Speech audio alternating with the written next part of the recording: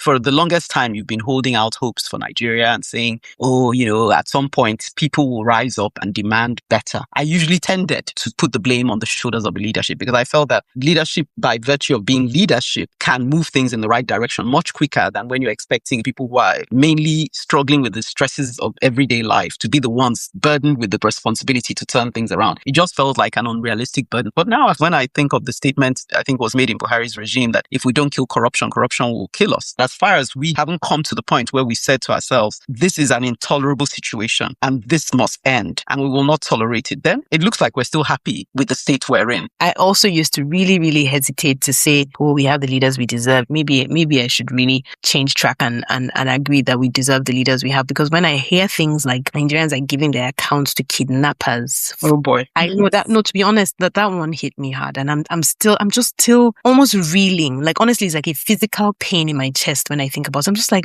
as in how? Like how bad are we now? I think the Nigerian people have been battered over the years with bad governance, bad leaders, bad economy, to the extent that they've lost their sense of virtue, of what is right from wrong. And it doesn't matter what you say, what you do. As far as the Nigerian is concerned, the end justifies the means. The major revolutions that, in quotes, change the world, whether it's the French Revolution, the Russian Revolution, they come from the elite. They come from the thinking class. They don't come from the masses. The people that have been impoverished, who've not had access to decent education. Those are not the people who trigger any thoughtful, meaningful change. Even though I'm not normally one for anarchy, you somehow feel you need something to shake up the system because I feel power still rests and resides in us, the people. When we're ready for change, then we'll have the change. My concern is this. There's a 200-year history of revolutions. And what I see there is that it usually started by the afflicted. And those who started are not always the people who benefit from it.